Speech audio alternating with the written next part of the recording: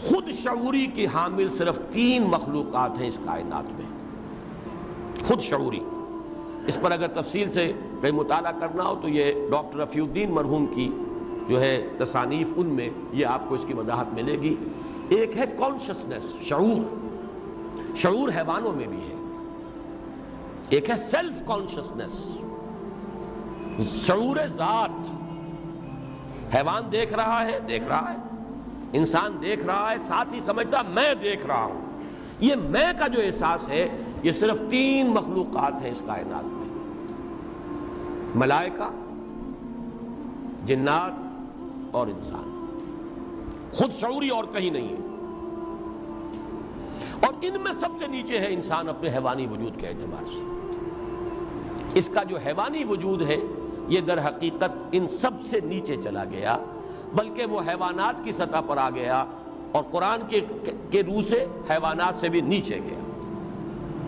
اس کے لیے بعض مفسرین نے، جدید مفسرین نے، مولانا مودودی صاحب نے خاص طور پر بڑا عمدہ نقشہ کھینچا ہے کہ واقعہ یہ ہے کہ انسان جب اس پر شہوت سوار ہوتی ہے تو سوروں کو مات دے جاتا ہے۔ کینے میں شتر کینہ کہیں پیچھے رہ جائے گا، انسان کا کینہ جو ہے وہ کہیں زیادہ بڑھ جائے گا۔ ہرس میں بندروں کو مات دے دے گا۔ درندگی میں یہ بھیڑیے سے بڑھ کر درندہ ہے۔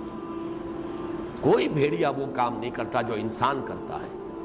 جب اس کے اوپر کوئی ایک سوار ہو جاتا ہے جنون قومیت کا، تو دوسری قوم کے لوگوں کے ساتھ جو کچھ یہ کرتا ہے، چھوٹے چھوٹے بچوں کو اچھال کر اور نیزوں کے اندر پرو دینا، کون ہے درندہ ہے جو اس سطح تک جائے گا؟ درندے درندگی کرتے ہیں اپنی بھوک مٹانے کے لیے، وہ اپنی ضرورت پوری کرنے کے لیے۔ یہ جو انسان کی درندگی ہے، وہ جو اقبال نے کہا ہے ربا کے بارے میں، از ربا آخر چمی زائد فتن، کسند آنت لذت قرض حسن، از ربا جان تیرا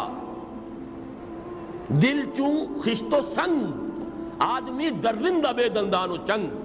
اس سود کی وجہ سے انسان کا باطن جو ہے تاریک ہو جاتا ہے، دل سخت ہو جاتا ہے پتھر کے مانند، اور انسان درندہ بن جاتا ہے، اگرچہ درندوں والے پنجے نہیں ہوتے اس کے پاس، اور درندوں والے دانت نہیں ہوتے، بھیڑیے کا پنجہ بھی نہیں ہے، بھیڑیے کے دانت بھی نہیں ہے، لیکن بھیڑیے سے آگے گزر جاتا ہے انسان۔ صحیح ہے، یہ مشاہدہ صحیح ہے۔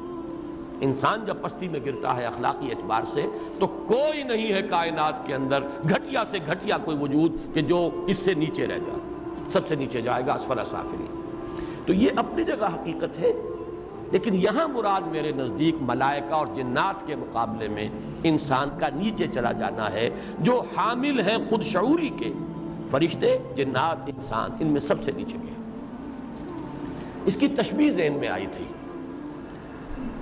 دیکھیے کوئی بہت بلند شے ہے، اونچی ہے، اس کے اندر اونچے ہی رہنا ہے، اس کی فطرت کا تقاضا ہے بلندی، لیکن آپ نے کوئی بھاری پتھر اس کے ساتھ باندھ دیا ہے اور اسے نیچے لے آیا ہے۔ وہ پتھر، کوئی شے تیر سکتی ہے سمندر کے اوپر، آپ نے بھاری پتھر باندھ دیا اور اسے غرق کر دیا، سمندر کی تہ تک پہنچا دیا۔ کوئی شے ہے اڑ سکتی ہے، اس کے اندر رفعت ہے، بلندی ہے، کوئی بھاری بوجھ اس کے ساتھ ایسا آپ نے لگا دیا کہ اس کے بوجھ تلے وہ نیچے گر گیا۔ بعین ہی یہی مثال ہے انسان کی، اس کی روح بلندی کی شے ہے، عالم بالا کی شے ہے، اس کا رخ اللہ کی طرف ہے، اس کی توجہ عالم علوی کی جانب ہے، اس کے اندر وہ ساری پوٹینشل جو ہے صلاحیتیں موجود ہیں کہ جو فرشتوں سے بالا اس کو لے جانے والی ہیں، لیکن اس کے ساتھ بھاری پتھر باندھ دیا گیا ہے اس حیوانی وجود کا۔ اس بھاری پتھر کی وجہ سے وہ اب نیچے آ گیا ہے، اب اسے محنت کرنی پڑے گی، مشقت کرنی پڑے گی۔ لقد خلقنا الانسان فی کبد، اب یہ مشقت، ایک مشقت تو وہ ہے مادی اور ظاہری مشقت، پیٹ کو پالنے کے لیے مشقت، ایک مشقت وہ ہے قد افلح من زکاہا وقد خاب من دساہا، اپنے اس حیوانی وجود کی قبر میں سے نکالو اپنی اس روحانی وجود کو، برآمد کرو۔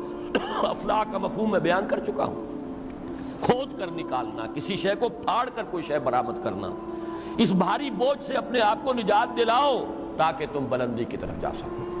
ایک غبارہ ہے لیکن اس غبارے کو آپ نے باندھا ہوا ہے نیچے، بھاری پتھر لگایا ہوا ہے، اس بھاری پتھر سے وہ آزاد ہوگا تو جائے گا اوپر، یہ ہے انسان کے جو کمپوزٹ وجود ہے، جو مرکب وجود ہے انسان کا،